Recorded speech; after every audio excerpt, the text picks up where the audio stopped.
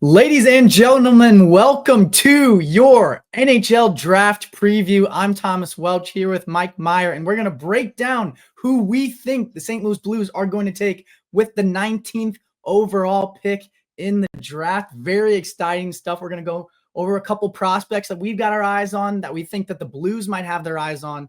But obviously, before we get into that, Mike, the elephant in the room, Jordan Kyrou's name is in trade talks again. Noah Dobson's name has been thrown around. Doug Armstrong's kind of been, dropping seeds here and there about what we could potentially see building up to July 1st and even potentially see at the draft, as we know that trades are bound to go down there. So what are your initial thoughts going into this draft, even just outside of the prospects, stepping back and talking about Jordan Kyrou and Doug Armstrong and the offseason? Well, this has the chance to be a very, very, obviously a light draft. 3 draft picks that Doug Armstrong has here currently in his cupboard here available.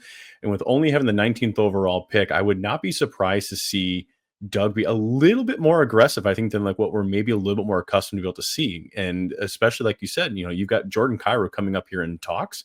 And so what I'm wondering is if the Blues are even going to make the pick.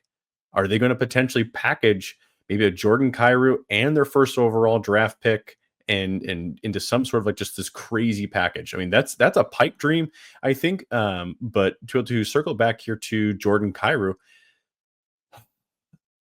I will be very clear on this. I don't want them to move on from Kyrou. I don't. But I think if you're going to, the Blues have such a plethora and a strength of wingers. I think this is such an area that you can be able to pluck yourself here away from and insert it and strengthen up here, especially your defensive core that needs revamping, that needs some adjustments here to the squad. They were one of the oldest defensive squads that's in the NHL here last season. And if you're going to get a guy who's potentially along the lines of a Noah Dobson, who can be able to pair alongside of a Philip Broberg and potentially take over a Colton Parayko-esque here on the top line and the top pairing here for the next 7, 8, 9 years, bring it on. And I will get into this a little bit later, but I do kind of have my eye on a prospect that could potentially, fill back up the cabinet in terms of Jordan Kyrou prospects, in terms of the skill set that he brings to the table for the St. Louis Blues. So if you are moving on from Jordan Kyrou, this guy in particular might be a good way to and insert a player like him back into the lineup. But like I said, we'll get into that later. For me, the biggest thing right now is, like, obviously Jordan Kyrou is like your top goal scorer, one of the core members of this team. There's a reason he got the 8x8 contract, right? And, locking him up long-term alongside Robert Thomas, like those are your focal points for this roster. That being said, we've talked time and time again about his two-way capability, his defensive play. We finally saw this season. I mean, the guy got Selke votes. He got one, but he did get Selke votes. So we saw this season Jordan Kyrou kind of finally blossoming into not just the player that I think we've hoped of from an offensive side, but from the defensive side too, and kind of rounding out his game to be more of a NHL efficient player that Doug Armstrong and that the St. Louis Blues want him to be. So in that aspect, it's tough because you can get a lot of value for him, right? I don't think anyone's gonna be like, we're gonna sell Jordan Kyrou for peanuts. That's absolutely not happening. Like if and when, or if possible, that Doug Armstrong does move on from Jordan Kyrou, I think we're talking about a Doug Armstrong masterclass, like fleecing somebody again, because he's not like, even if it's like a 50-50, like both teams win, like that how does that make the St. Louis Blues better? Just getting somebody out of here and getting like the same caliber player in, So for the Blues, I think it is about getting better, and really you're going to have to twist Doug Armstrong's arm to get Jordan Kyrou out of his hands. But it seems like there's a lot of chatter and a lot of action right now, and there's a lot of big names on the market, which means Jordan Kyrou is a big name as well. I think he was on the Daily Faceoff's not draft board, the trade target board. He was on number two in the rankings. So if that tells you anything, it means that there's certainly a market for Jordan Kyrou. Mike, do you believe? I believe Doug Armstrong said that his number one priority this offseason is down the spine acquiring a center. Do you believe him when he says that, or do you think he's that's a little bit GM speak and throwing caution to the wind? I think you have to. I don't think that you can be able to go into next season with the same center lineup here that you had this past season. If you go into it here with Shen here, like as your number 2C, fine. That's okay. But who did you bring in here as your third line center? And even at that, they're your fourth line center, because you don't have Roddick Foxy here right now. And so you better be able to bring him back here at the very least, if that's all that you're going to end up doing here. If you're just going to bring the band back together, then I'm not impressed. I think they may take a small little bit of a regression, because you're hoping for this team to be able to continue. But I really think that they need to upgrade their second line center here. At the very least, it's going to be a stopgap for a Dalibor Dvorsky for him to be able to make his way here up into this top 6 here for the future. So I'm hoping so. I'm really, really hoping. But this free agent market is extremely thin. I personally think Doug Armstrong's got the ace up his sleeve when it comes to talking to the media and being like, oh yeah, like we really want a center so bad. Like we feel really comfortable with our defense. Like we don't have to make a move there at all. Oh, by the way, like if you're selling somebody, if you're shopping somebody, just let me know and maybe we can talk prices. But like I definitely don't have to do anything. But like I'd like to do something, but like we're not in a position of need there for sure. And then like he goes back into his office and he's like, God, we need some help on defense bad. Like, you know what I mean? That feels like help defensively for the Blues is up there in terms of top priorities. It does feel like if he can find a way to move on from Justin Falk, that would be on like his bullseye list as well. I mean, the guy finished the season, I think he's a -9, which I mean, obviously we always talk about it like plus minus. There's a lot going into that stat. But Brandon Saad was like a -14 before he got traded. Kapanen was way down there in terms of being a minus before we moved on from him. So like the writing is on the wall in terms of that regard, right? It's not just like, oh, this guy's like a minus, but he's like producing and he's like doing the little things. Like Justin Falk had a bad year. It is what it is. Maybe he'll turn it around. Maybe they can't move on from him and just bank on the fact that, you know, we've seen an NHL career from him when he has been effective, but last season he was not effective. And I think Doug Armstrong would like to, you know, just kind of rip the Band-Aid off and try to bring in somebody new, especially with young guys in the fold that are capable of eating more minutes. So I think he's looking at that and kind of just, you know, look over here with the centers right now. But whatever position we're talking about, all of it comes into play when we're talking about the NHL draft. So in your opinion, you're the prospect guy. You're the specialist when it comes to this stuff. Give me one name you've got your eye on right off the bat. It doesn't have to be your top guy. We can kind of build up to it, right? But one name that you've got off the bat that you're looking at come draft time, come pick 19, where you're like, I think this guy has St. Louis Blues written all over him. So I've got 3 guys here that's listed here on my top list here right now. So I'll start at number 3, and that's Braden Coots. He's a 6 foot, 183 pound center here from the Seattle Thunderbirds here in the WHL. Really, really good, sound right shot forward here. 28 goals, 63 points in 67 games, plus 12 points at the U18 Worlds here for Canada's gold medal team. Coots, in my opinion, he's relentless here. He's a relentless puck hound. So think like Yanni Gourde or even like Braden Point's work ethic. Throw that here together with a fast 200-foot game player who thrives on the penalty kill, which is, in my opinion, exactly what the Blues here are going to be desperate after ranking here pretty, mid-tier here on the penalty kill last year. So he could shift to the wing here in the NHL, which is totally fine, but you at least have a guy who can be able to then opt back and forth here between the center here and the left wing here, possibly. So I think somewhere between 15th to 18th here is where Coots is going to go. I think he's going to be a safe middle 6 projection player here with about second line upside. Not too bad. And at that point, he should also be ready for NHL action, or at least contending here for the NHL around 2028. So only a couple more years here before he's looking at his professional game. The downsides here, though, is going to be his size. He's not a large physical force, but St. Louis does love that physical play. And so with the Blues already being a little bit deeper here, at least like in some of their center prospects, like Dvorsky's going to be coming up. I don't necessarily know where he's going to fit in exactly in that center term. But again, you want to take best player available here, and you don't always want to take where is this position of need. So Coots is going to be my guy. Again, looking here for about a middle six projection who has really good penalty kill and maybe even some power play 2 upside. So that's awesome because I said you won't have to start with your top guy and then you go ahead and start with my top guy. But this is the guy that I think. This is the guy that I think if he is available at 19, I think he's got St. Louis Blues written all over him. He gives me like a little bit of Jake Neighbors, but my comparison for him is Jaden Schwartz in terms of a puck hound. He is all over the puck all the time. He's got a nice shot. He's got good playmaking. His compete level is through the roof. Strong work ethic. I was looking at that. They had listed, if you look at Sportsnet, I think they have combine results, right? And they only do the top 10 performers from each category.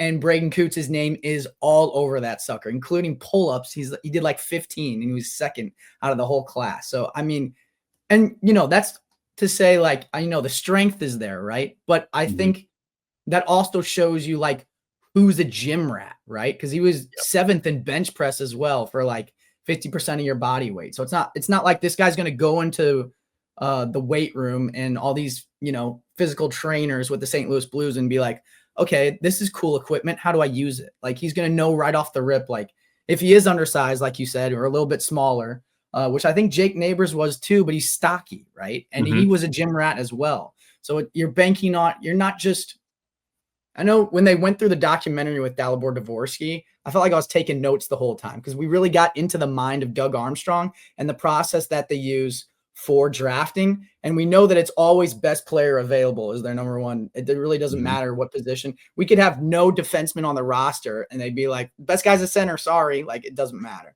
right?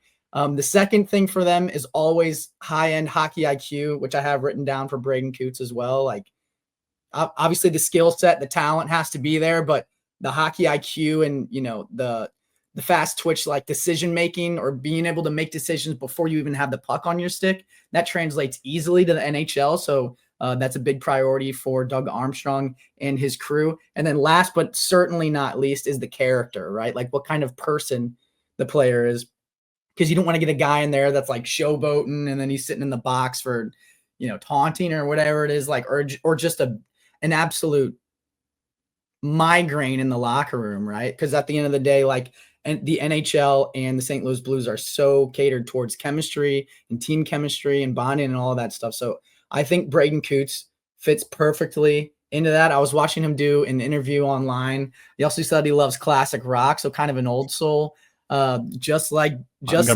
Neighbors is as well. Like everything is just reading out to me like this is a Jaden Schwartz, Jake Neighbors type of player with maybe a little bit more offensive upside. But definitely like the emphasis is on a puck hound. And like you said, if you're looking for a middle six player there, with the high upside to go even a little bit higher. But if you put him on the fourth line, like he's, a mismatch there as well. I think that's perfect for what the Blues are looking for long-term and really like what works for them in their system, like year in and year out, because we see players come in like Barbashev, like Toropchenko, like Neighbors that can move up and down the lineup and you can kind of slot them on either line 1 or line 4 based on how they're playing and where they're excelling. So I love that shout. And it's hilarious that you literally said my number one guy, but I'm putting all of my chips in on Braden Coots to be a St. Louis Blue in the first round. That would be awesome for me. That'd be best case scenario, I think, right now. I love the pick. I really do. And I would not be upset by it one bit. But the next two here, I think you have a little more of a dire need for it. So it would fit the best player available while also fitting an organizational need. So my number 2 here is going to be Kashawn Aitchison. 6'1", 196-pound right shot defenseman, Barry Colts of the OHL. This dude's a beast. 26 goals, 62 points in 66 games, third among OHL defensemen. He led them in game winners and in overtime goals.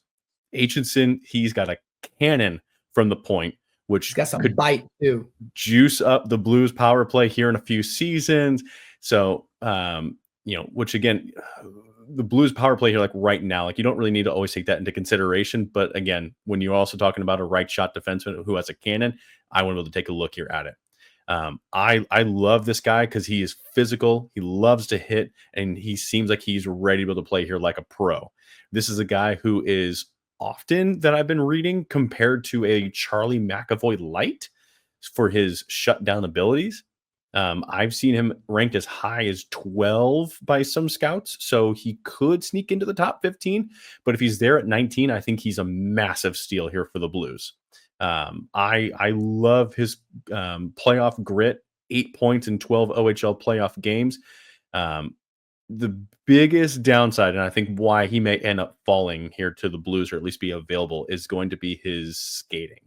It's a little clunky. Sometimes he can get a little too aggressive, which at times can be able to lead to some odd man rushes. So these are all things that can be able to be fixed, adjusted. There's plenty of different training camps and different things that he can be able to end up working here on. So in my opinion, for a team who's needing a right shot defenseman with offensive pop, I think Aitchison has the playoff X factor here to him. My one concern with Aitchison, because we know NHL GMs love their size, right? And they love their physicality. Do you get the sense at all that he's being overhyped because he has both of those qualities? And that, do you think his offensive play is good enough that it'll translate to the NHL and he'll keep all of the other qualities that are kind of raising his stock so high? Or do you think it could level out and then you're looking at, we just spent a first round pick on like a number 4, number 5 defenseman that has really good checking ability, but he kind of gets neutralized offensively. And then, we'll just kind of throw him on the back end of our defensive core. That's always the worry going from a league like the OHL here to the pro level. So I think that you're still going to see a top 4 defenseman here in Aitchison whenever he hits his peak. It may not be, a number 3 and number 2 type of a defenseman, which is where I think you would want to have your 19th overall pick be at that point. But this is also a little bit of a weaker draft class that this class is weird. There's not a lot of high end guys.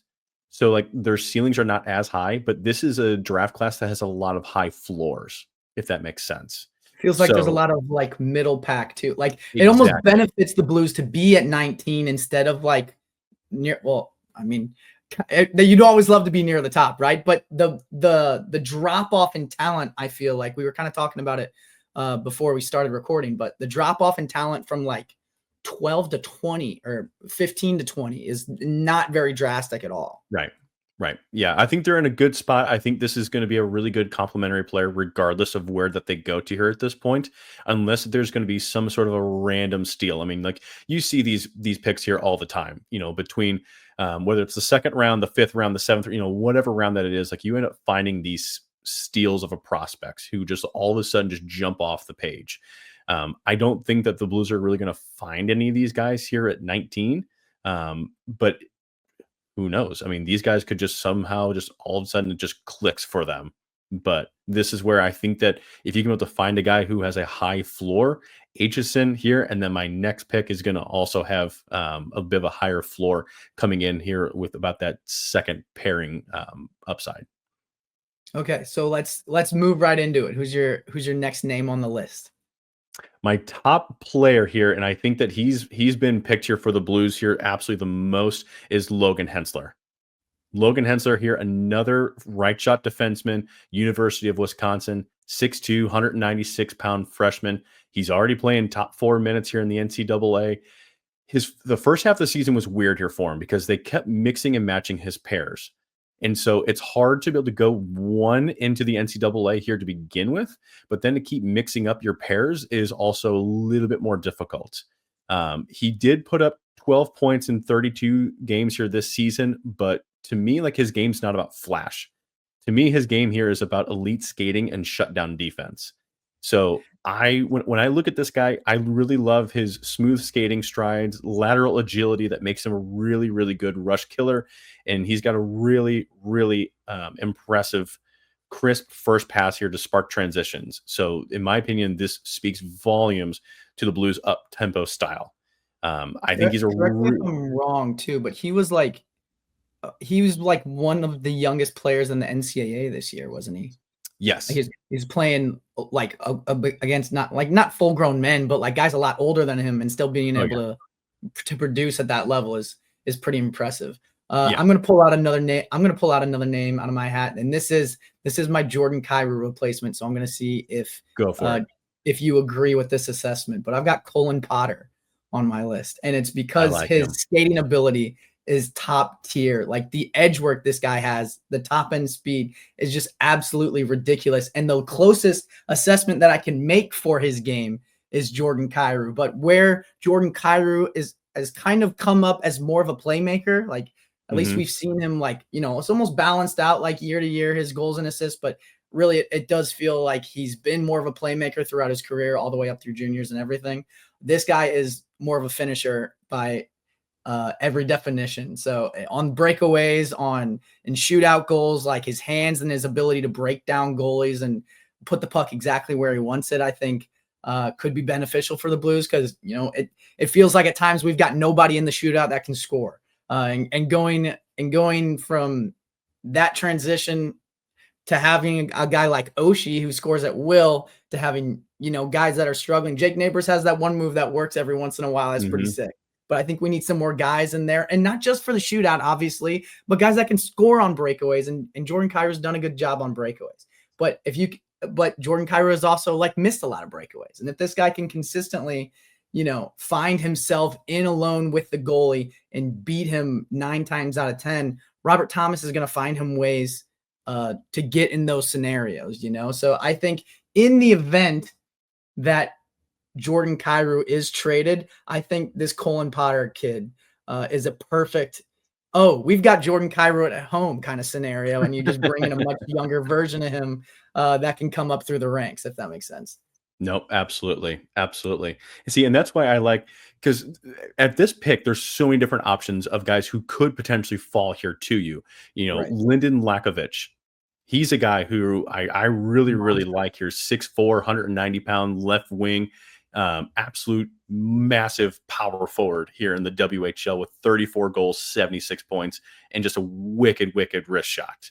I think he's quick. 6'4" guy with a very nice shot. Who does he remind you of? Go. 6'4", a really nice shot. I'm drawing a blank. I need a lifeline. What do you think? Tage Thompson is always the Absolutely. go-to, right? But Absolutely. he's not very he doesn't have the skating ability of Colin Potter, that's for sure, but he's smooth, right? And I think that was the big thing about Tage Thompson. It wasn't like he was going to barn burn you and just absolutely blow past you, because, I mean, how fast can a 6'6" monster move, right? But he's shifty enough to where a guy that big shouldn't be that shifty, And obviously he's young too. And they said he I think Lyndon Lakovich hit a growth spurt like just this last season. So he's still growing into his frame as well, Right. which is crazy because he's already a monster. So just the ability for him to, not even reach his ceiling yet, but already have the stereotypical frame that NHL GMs are looking for, and a shot that is just absolutely lethal. That's a great shout for sure.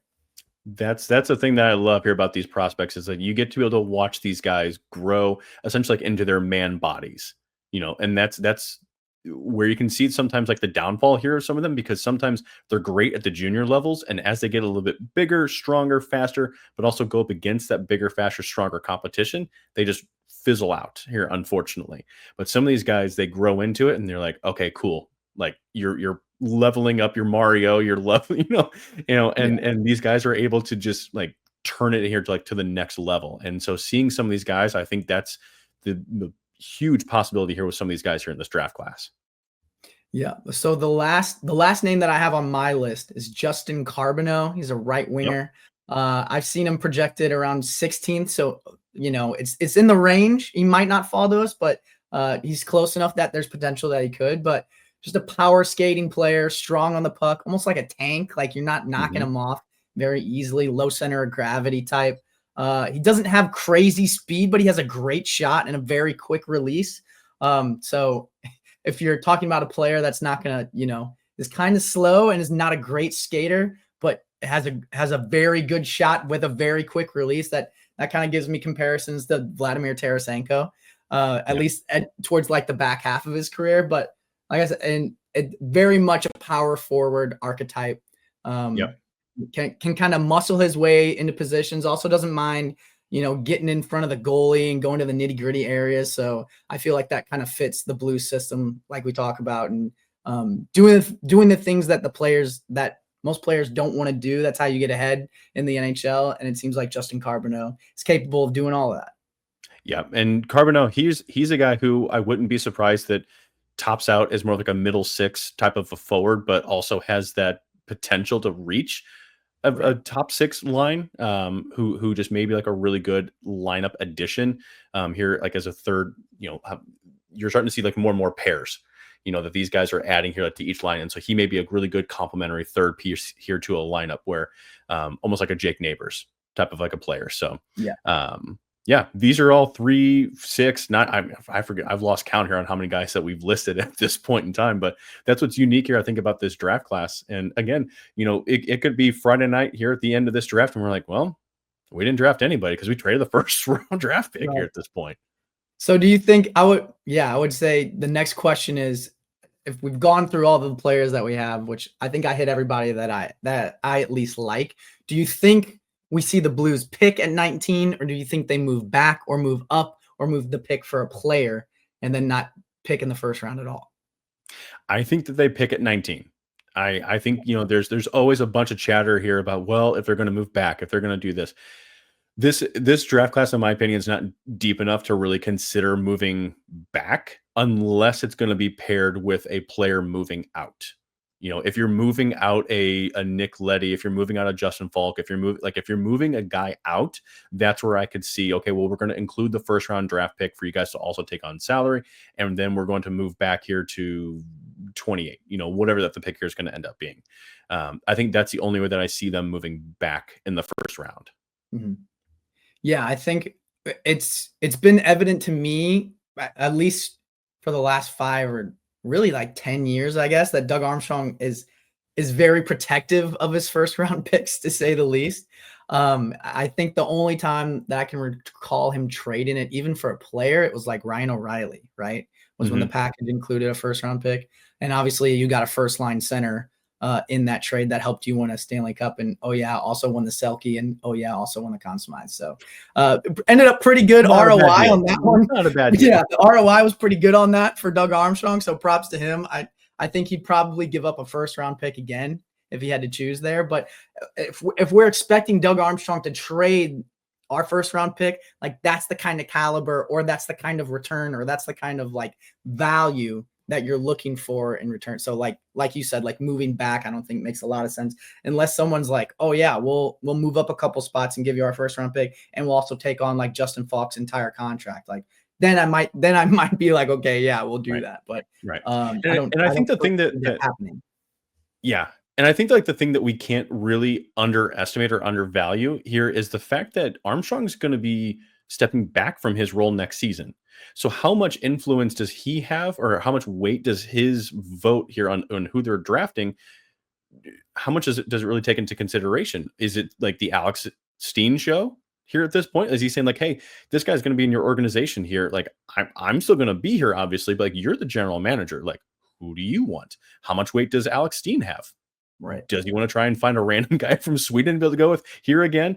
Or does he, I think that we can't underestimate where that holds. Yeah, and it does feel like they're building the Swedish mafia, so that is pretty cool. But it will be exciting, and obviously July 1st is coming up as well. But we are getting just an insane amount of speculation and trade talks and free agency talks. So it is ramping up here quickly. And we're about out of time. But do you have any final closing thoughts about the draft itself or the offseason as a whole, ramping up to July 1st, Jordan Kyrou, anything like that? I think the biggest thing here is telling the fans buckle up, because there's going to be some wicked contracts that are being handed out, because you're starting to see some players who are demanding, I think, some crazy values with the expected salary cap that's going to be rising. This is going to be the transition period where fans are looking at it, and there's going to be a lot of sticker shock. But then you're looking back here on this in 2, 3, 4 seasons from now, and you're like, oh, this is actually pretty good value here for what some of these guys here are already making. So just be prepared for some sticker shock. And I also wouldn't be surprised here to see some crazy movement here from some different trades, as you are looking to move out some salary as some teams get ready to build to ante up here on some additional monies. Yeah, I completely agree with that. I think there's going to be a ton of moving parts. And we've already heard Doug Armstrong talking about like, oh, you can try to come get Joel Hofer if you want to, but you're not going to get Mm. him unless you crazy overpay for him. So I think we're all already starting to see him plant the seeds of just not deception, but kind of, right? It's like somebody wants to get Joel Hofer, they can. It's just going to cost him a pretty penny. And it feels like he's kind of doing the same thing with Jordan Kyrou. So who knows what other carrots he's dangling out there or what other carrots are being dangled out to him. I tweeted out earlier today that it felt like I did see reports that Jordan Kyrou's name initially came up at the trade deadline. And as we know, a trade for Braden Shen, I wouldn't say almost went through, but Doug Armstrong asked Braden Shen if he wanted to go to Toronto, and Mhm. Braden Shen said, no, I want to stay in St. Louis. So Right. uh, if it, you would assume to believe that the most extensive talks were had between Toronto and St. Louis. So if you're speculating on where potentially a home for Jordan Kyrou could be, I feel like that's a good place to start. So with that, I will leave you there, but we will see you guys on Friday. I'm looking forward to the NHL draft and the St. Louis Blues picking at number 19. This has been your NHL Draft Preview Show on STL Sports Central. Thank you guys for tuning in. That's Mike Meyer. I'm Thomas Welch. We'll see you next time. Peace.